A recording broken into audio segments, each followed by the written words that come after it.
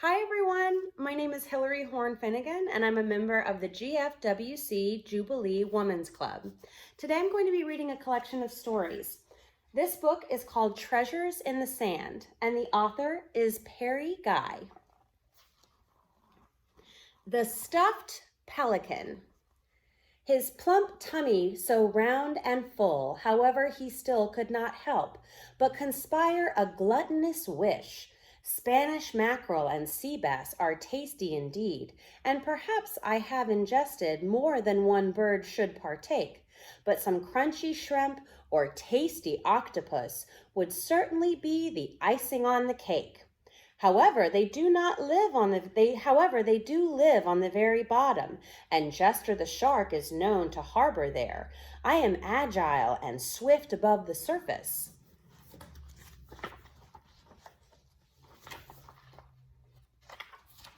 But below, no ability of escape if I should dare. Perhaps he would not notice one dive. Often it is there on the bottom he sleeps. I will scoop my catch quickly, then my dining will be complete.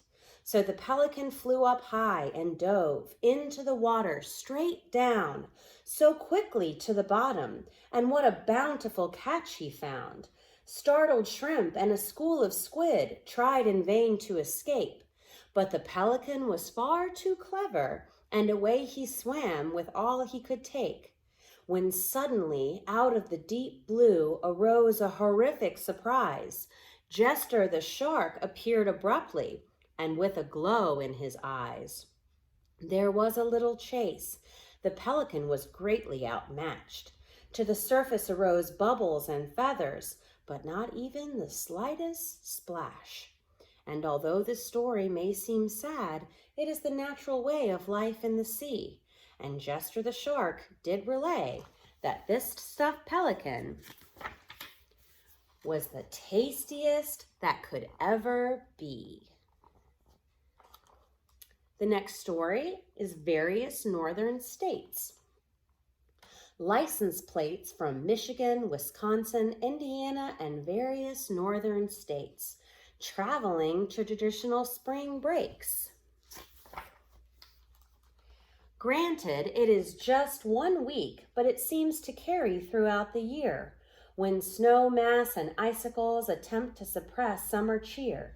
And it is in that 1 week birth of priceless memories create, embedding smiles and sunshine, and there they will hibernate until released into converse, smiting the bite of a cold winter spell, and propagate a warm aura of feelings through the fun stories that we tell.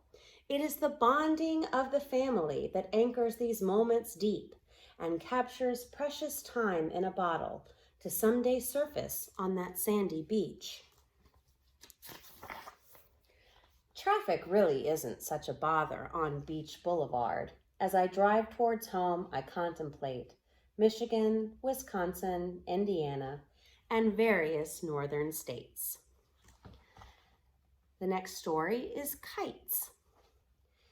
There is something transcendental about kites, sailing up high in a tropical wind, blue ocean as a backdrop, framed by wind-step quartz sand, kites of brilliant color, creative shape, and exotic design, gliding in a soft summer breeze, graciously lend peace of mind.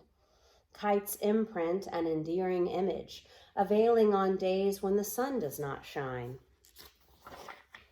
A romantic picture of a comforting place in a special time, where the movement of the day evolves on a slow summer pace, and the greatest priority is to make certain enough lotion is on the little one's face.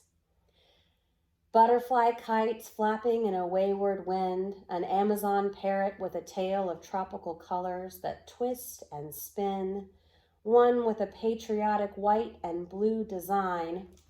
Old Glory is flying especially high today, and the bright stars, how they do shine. Sounds of playful screams echo off ocean waves as children frolic about the water and caress the sultry summer days. Exuberant, joyful laughter takes flight in the sensuous warm wind. giving lift and life to the animated characters that plead the salty summer breeze never to end.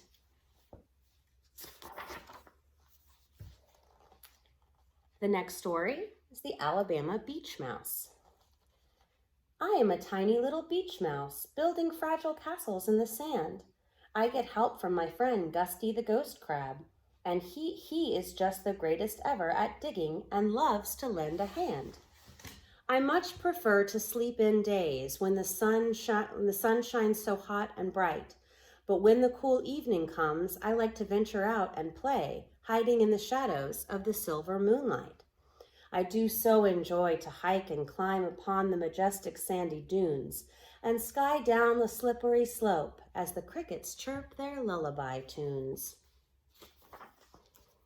Life was so very peaceful here. That was until the giant buildings came. One time our family home was smushed. Mommy Mouse has not ever been quite the same. Before I had many playmates that would visit and play with me, but I cannot locate them now. Oh, where in the sand could they be? The only life I have ever known is on the beautiful Alabama Gulf Coast. I could never leave here. This is my home that I cherish the most. Oh well, the sun is dipping down. I am ready to go run and play.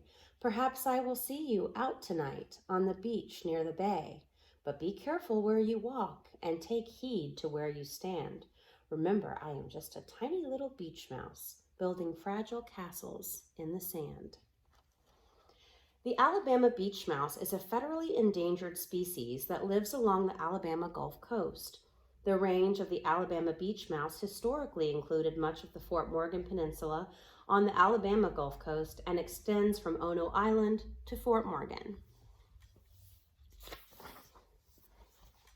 The next story is Dolphins on Parade. Dad tilted the umbrella slightly to guide the mid-morning shade. Mom relaxes in her beach chair with binoculars, awaiting patiently for dolphins on parade. Sunshine glistens off the sparkling water as we bury Dad in the moist, cool sand. Little sister screams like mad as Dad grabs her tiny foot with his hidden hand. But where are the dolphins? It's been 3 days and they have yet to appear. Perhaps they have moved to a new beach or maybe an island far away from here. Oh, but we must see them, and I do believe I have a brilliant plan. Let's jump and splash and play in the water and stir up the golden sand.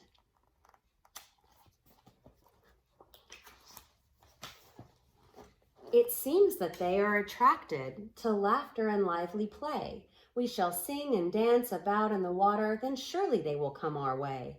So we played and rolled in and about the tumbling ocean waves, skimming the shoreline on boogie boards.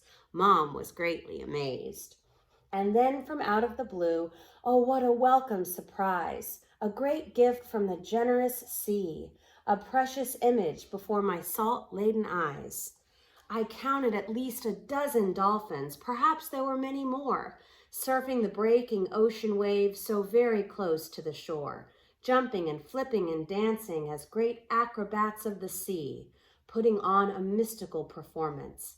The entrancing gracefulness captivated me.